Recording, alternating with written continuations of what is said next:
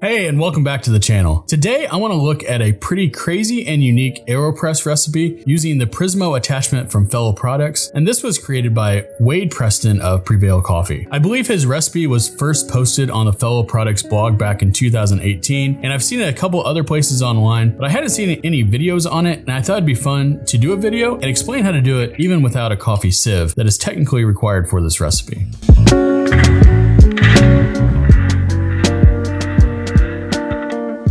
So this recipe comes from Wade Preston's 2018 US Brewers Cup Championship Qualifier in New Orleans. It uses a combination of long steep times, a very coarse grind, and two radically different water temperatures. I think the cool thing about this recipe is he's using the AeroPress for the US Brewers Cup, which isn't unheard of, but I would venture to guess that is more on the rare side. Now, I could be completely wrong, so don't quote me. When I was first introduced to this recipe, I was told that it would be one of the most unique cups of coffee that I've ever had. I had to try it. And wow, I have to say that this is one of the sweetest, juiciest, smoothest, and full body coffees that I've ever had. I was super impressed. Okay, let's talk about the recipe. For the recipe, you're going to need the AeroPress, the Prismo attachment, and some way to sift your coffee, which we'll talk about in a little bit. He talks about using a 600 micron screen with the Kruve sifter, but honestly, this is pretty impractical for most people if you don't have the Kruve sifter or any other scientific sifters that can get pretty expensive. So I did some research to try to find different ways to sift your coffee in the way that he wants you to sift it, and I found a couple of different methods that produce pretty similar results if you're using the Kruve sifter. But first, his recipe calls for 18 grams of coffee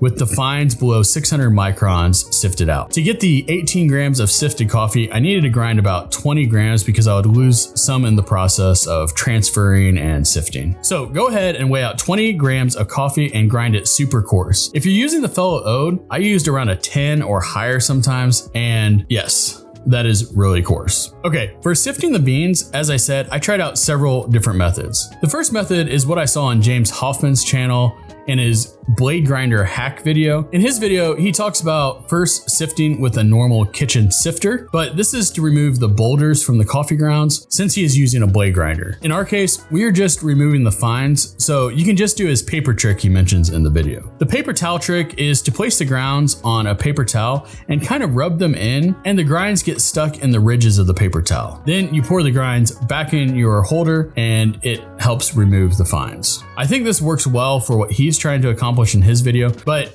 I found that it just removes the superfines, and the method that I'm going to talk about in a minute removes a little bit larger than the superfines and works a little bit better for this recipe. But if you don't have a sifter, just doing the paper towel trick will get you most of the way there. The best solution I found after buying a couple household sifters for flour, cocoa, and general use is actually an enclosed tea infuser. I got this one from Target for $5 and it does the job perfectly. Now, using this, you do need to place the coffee in multiple times because it isn't big enough to hold the 18 grams, but 2 or 3 times should do the trick. Plus, you can hold it over a trash can as you sift and it works out pretty well. So basically, you just place your coffee grounds in the tea infuser and then shake it around for about a minute and you're done. When I compared the results to the 600 micron screen with the Kruve sifter, this came to provide the closest results out of my different tests with the different sifters. So now that we have sifted the grinds, then we're going to place one paper filter on the Prismo, then attach it to the AeroPress. We're going to use the normal method instead of the inverted method since we have the Prismo on the AeroPress. You're going to pour your grinds into the AeroPress, and then you're going to pour a 50 gram pre-infusion with 145 degrees water. Yes, that low.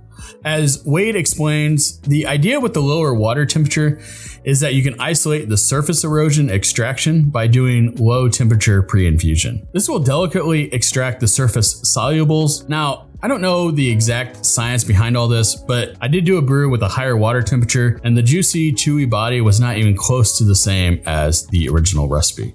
So I think there's something to this, but as I said, I don't know the exact science behind it. So we poured our 50 grams of water at 145 degrees Fahrenheit and gently stir to make sure everything is saturated. And you're gonna wait 3 minutes. Now, I told you this is not a quick brew or your everyday brew. So while you're waiting these 3 minutes, go ahead and turn your kettle up to 208 degrees Fahrenheit for your next pour. So after the 3 minutes, pour 155 grams of water for a total of 205 grams of water in the AeroPress. Remember, this is with the hotter water this time. So after you do that, stir 5 times with the AeroPress paddle, and then you're going to wait another 2 minutes and 30 seconds. After this second steeping is complete, stir gently 5 times, and then you're going to plunge for 30 seconds until you start to hear the hiss at the end of the plunge. Now, the crazy thing is you need to wait some more time. Right after the brew, it does taste pretty good, but as Wade says himself, wait 1 to 2 minutes after the brew to let it cool, and the coffee turns into this heavy,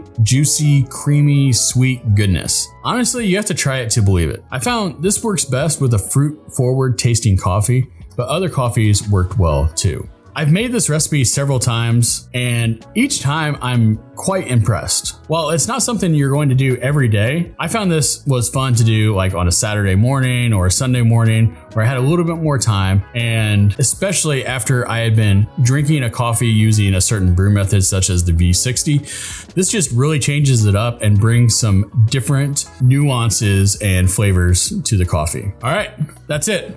Let me know in the comments what you think of this recipe. Have you seen it floating around the internet before, but never tried it? If you enjoyed this video, I would absolutely love it if you subscribe to the channel. I'm working hard to put out 1 coffee video a week. And if you haven't, go check out some of my other videos, such as the best V60 recipe on YouTube or my 8 AeroPress tips. I'll see you next time.